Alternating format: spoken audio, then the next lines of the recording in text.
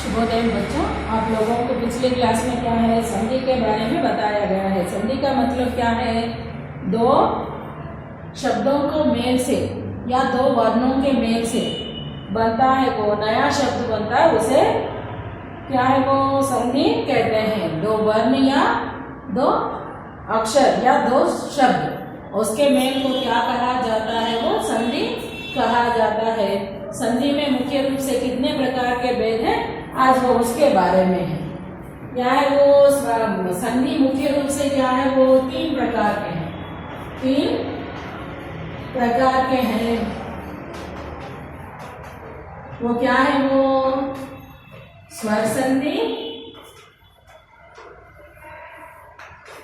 व्यंजन संधि, स्वर संधि, व्यंजन संधि और एक क्या है वो? विसर्ग संधि। ये तीन प्रकार के हैं। ये तीन प्रकारों में आप लोगों को क्या है? एक स्वर संधि में क्या है मुख्य रूप से? उसमें 5 प्रकार के हैं।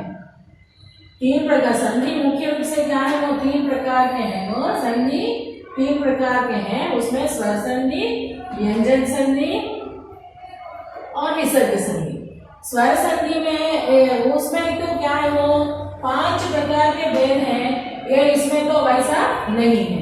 बाकी दो में वो स्वर संधि में क्या है वो? उसमें अगेन आप लोगों को वो बुक में देखिए ध्यान से। दीर्घ संधि, गुण संधि, वृद्धि संधि, यण संधि, अयादि संधि, ऐसा 5 प्रकार है। उन भेदों के बारे में बताने से पहले आप लोगों को क्या है वो स्वर संधि के बारे में, स्वर संधि या दीर्घ संधि भी कहा जाता है। इसमें क्या है वो? स्वर संधि या स्वर संधि या दीर्घ संधि भी कहा जाता है इसे।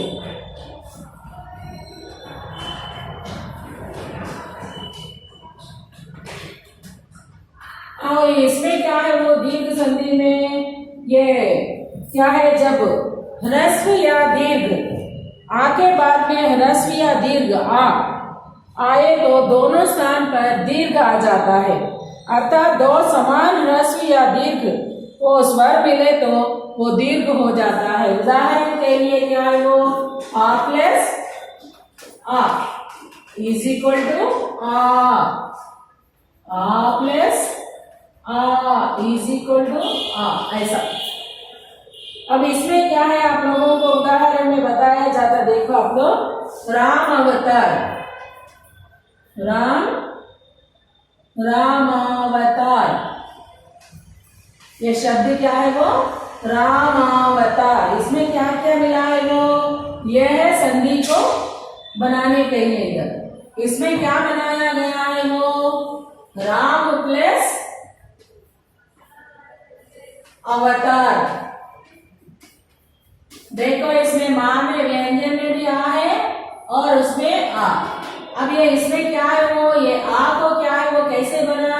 आ प्लस आ इज इक्वल टू आ। ये दीर्घ को लिया गया है रामावतार, ऐसा बना है ये तो। ओके ना? बात तो समझ में आया ना आप लोगों को? दीर्घ संधि का क्या है नियम? स्वर संधि या दीर्घ संधि। अब वो कैसे बनता है वो स्वर संधि या दीर्घ संधि? दो स्वरों को या ह्रस्व या दीर्घ, उसमें देखो आप लोगों को ये दो ह्रस्व शब्दों क्या बन गया है? दीर्घ बन गया है। वो आए तो क्या है? दीर्घ आ बन गया है। और उसके आगे क्या है आप लोगों को देखे तो वो और राम अवतार में क्या है? आ प्लस आ इज इक्वल टू आ, स्वर संधि में। और एक ह्रस्व और दीर्घ से क्या बन गया है वो आप लोगों को बता दिया। ये दो दीर्घ है ना, अब ये एक ह्रस्व है, एक दीर्घ है। इन दो से क्या बन गया, कैसे बन गया आप लोगों को और एक उदाहरण के द्वारा समझाया जाता। ध्यान दीजिए। हिमाच्छादित, हिमाच्छादित, इसमें क्या है वो? यहां आए हैं। इसमें क्या है वो? आ प्लस आ। अब इसमें क्या है वो? हिम प्लस आच्छादित, हिमाच्छादित। अब बन गया ना आप लोगों को आ प्लस आ इज इक्वल टू आ, हिमाच्छादित, हिम प्लस आच्छादित, हिमाच्छादित। इसमें क्या है वो आ प्लस आ आए हैं, इसमें क्या है वो आ प्लस आ इज इक्वल टू आ बन गया है, इसमें ये आए हैं। और इसके आगे आप लोगों को क्या है वो एक दीर्घ और एक ह्रस्व से कैसा आता है देखो, विद्यार्थी, विद्यार्थी। ये इसमें ध्यान दीजिए आप लोग, इसमें क्या है वो विद्यार्थी, आ प्लस इसमें आए ना आ इज इक्वल टू आ, इसमें कैसा आता विद्या प्लस अर्थी, विद्या प्लस अर्थी विद्यार्थी, ऐसा आए हैं।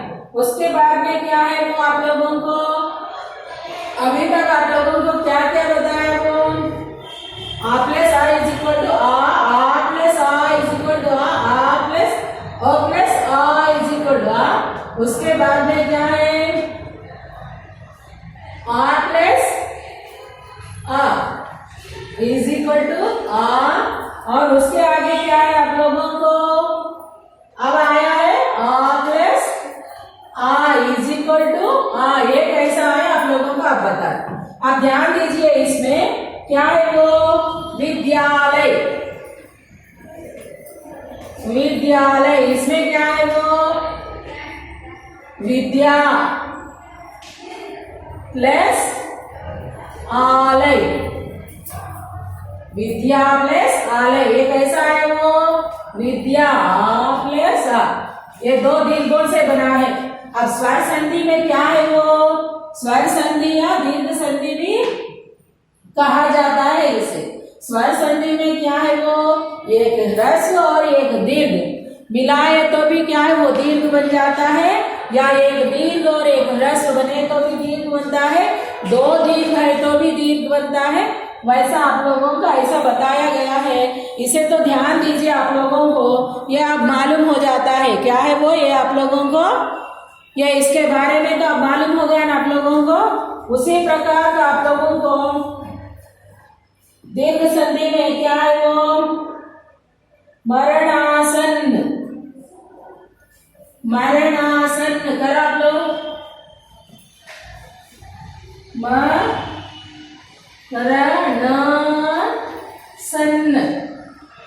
मरणासन। इसमें देखो कैसे आता है वो मरण प्लस आसन, मरणासन। इसमें ये आ गया है ना आप लोगों को, यह है आप लोगों को क्या है वो दीर्घ संधि के बारे में। और ये दीर्घ संधि में और क्या है कि दीर्घ संधि ज्यादा आप लोगों को पहचानना तो आसानी है। दीर्घ संधि में ये क्या है स्वजाति स्वर है, स्वजाति स्वरों से ही बना है, इसीलिए आप लोगों को क्या है स्वजाति स्वर में एक दीर्घ स्वर है, एक ह्रस्व स्वर, एक दो दीर्घ स्वर, एक ह्रस्व एक दीर्घ, ऐसा जो कुछ भी आने दो इन पूरी से वो बनता है वो तो। और उसके आगे आप लोगों को और एक भी वो अक्षरों को स्वर बोले तो एक ही आता है, वह उसकी वजह से बनता है, ऐसा सोचे तो गलत है। इसके साथ साथ आप लोगों को और एक भी बताया जा रहा, अभी आप लोगों ने क्या है आ प्लस आ आए तो कैसे है वो लिखे हैं। अब इसके आगे क्या है आप लोगों को दो स्वजाति वर्ण में क्या है वो आप लोगों को स्वर वर्णों को ही लिया गया है। अब ये क्या है वो उसके बारे में भी ध्यान दीजिए। और इसमें क्या है आप लोगों को गिरीन्द्र, गिरीन्द्र। और इसमें देखो कौन सा आया है वो दो, कौन सा है ये ई बनना है तो क्या होना है ई प्लस ई इज इक्वल टू ई। ये ई का चिन्ह क्या है ये है ना। अब इसके लिए क्या बनना है वो गिरी प्लस इंद्र, गिरीन्द्र।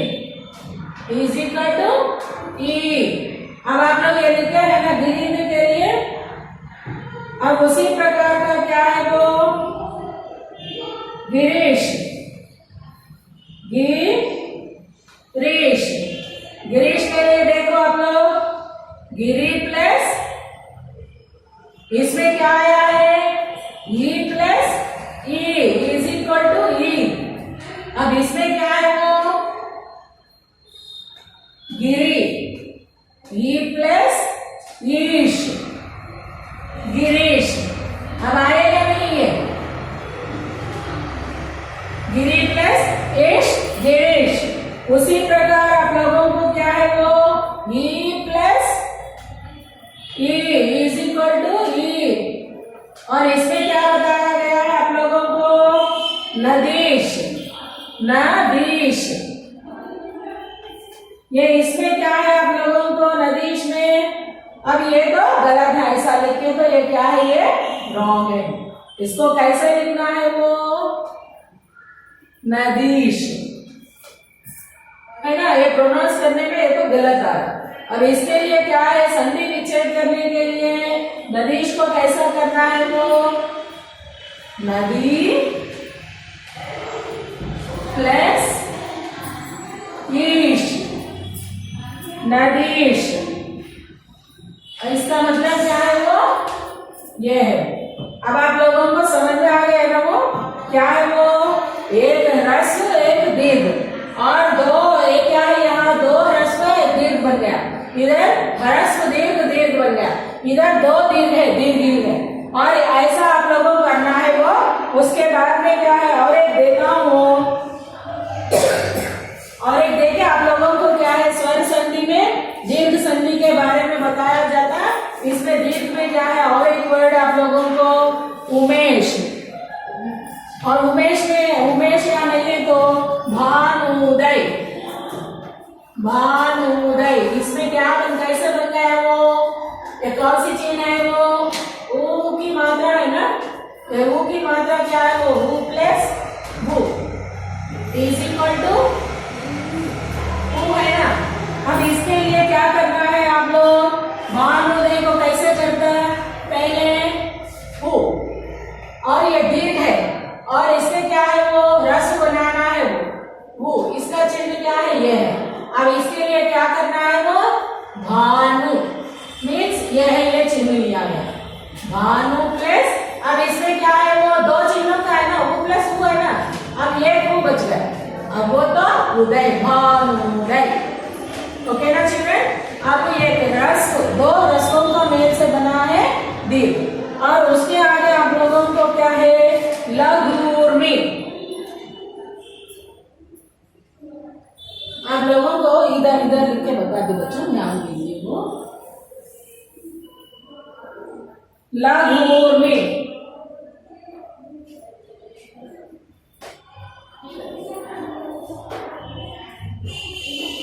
और इसमें क्या है, ये भी, ये कैसा है वो बना है वो, ये भी लघुर्मी में वो प्लस वो इज इक्वल टू वो, ये भी क्या है वो, लघु। अब ये आ गया, अब क्या बच गया है, वो भी, लघुर्मी। ऐसा एक ह्रस्व और एक दीर्घ बना के दीर्घ बन गया है। उसके बाद में दो दीर्घ आए तो कैसा है, भूधर्व।